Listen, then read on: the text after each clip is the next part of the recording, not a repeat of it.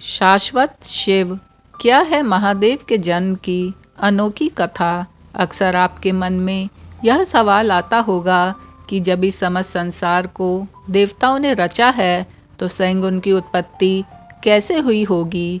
गणेश जी, लक्ष्मी जी, राम जी, कृष्ण जी आदि के जन्म की कथाएं लोगों को ज्ञात है, लेकिन त्रिदेव के जन्म की कथा को लेकर कई मतभेद हैं। इसमें से सबसे अधिक मतभेद भगवान शिव के जन्म को लेकर पाया जाता है। कई लोग भगवान शिव को अविनाशी और अजन्मा मानते हैं।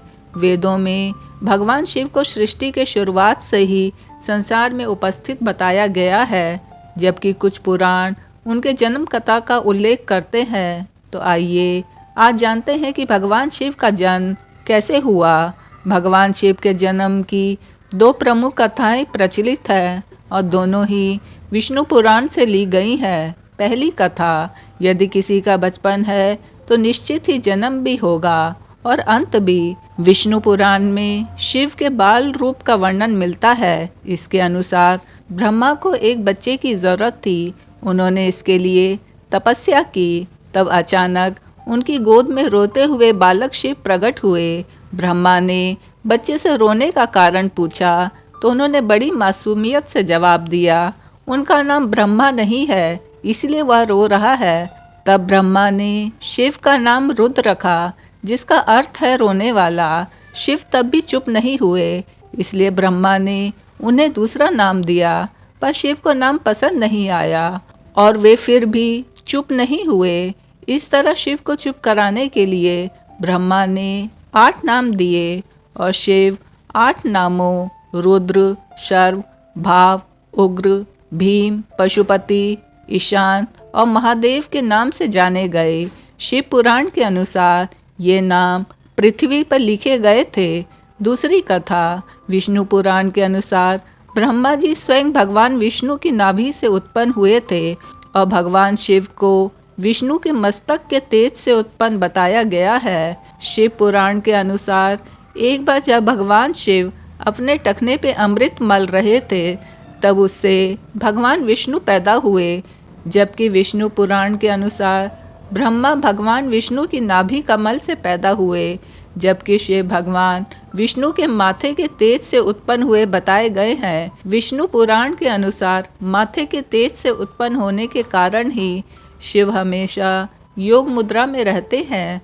शिव के जन्म की कहानी हर कोई जानना चाहता है। श्रीमद् भागवत के अनुसार एक बार जब भगवान विष्णु और ब्रह्मा अहंकार से अभिभूत होकर स्वयं को श्रेष्ठ बताते हुए लड़ रहे थे, तब एक जलते हुए खंबे से, जिसका कोई भी ओर छोर ब्रह्मा या विष्णु नहीं समझ पाए, भगवान शिव प्रकट हुए। पुराणों में मतभेद है। हिंदू समाज में 2 प्रमुख संप्रदाय है, शैव जो शिव की पूजा करते हैं और वैष्णव जो विष्णु को आराध्य मानते हैं।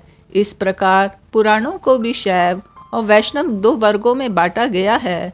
शिव पुराण के अनुसार भगवान शिव ने विष्णु जी की रचना अपने टखने पे अमृत मल के की थी। विष्णु पुराण के अनुसार भगवान शिव विष्णु के मस्तक के तेज से उत्पन्न हुए थे। अगर आप भी इन पुराणों की कथाओं में भ्रमित है तो वेदों का अध्ययन करना चाहिए। वेदों के अनुसार जिस प्रकार इस संसार का कोई छोर, कोई अंत या कोई शुरुआत नहीं है, उसी प्रकार भगवान शिव भी अनादि और अनंत है। त्रिदेव में कौन सबसे अधिक शक्तिशाली? त्रिदेव के विषय में एक प्रश्न जो मन में आता है वह यह है कि इनमें सबसे अधिक शक्तिशाली कौन है, परंतु इसका कोई निश्चित उत्तर नहीं है। हमें इस प्रकार की तुलना नहीं करनी चाहिए, क्योंकि त्रिदेव समान रूप से शक्तिशाली हैं। विष्णु जगत के पालन करता है, शिव संहार करता है और ब्रह्मा सृष्टि के रचयिता है। इनमें से कोई भी एक दूसरे से अधिक या कम शक्तिशाली नहीं है, बल्कि ये तीनों ही ब्रह्मांड के संचालन में समान रूप से महत्वपूर्ण है।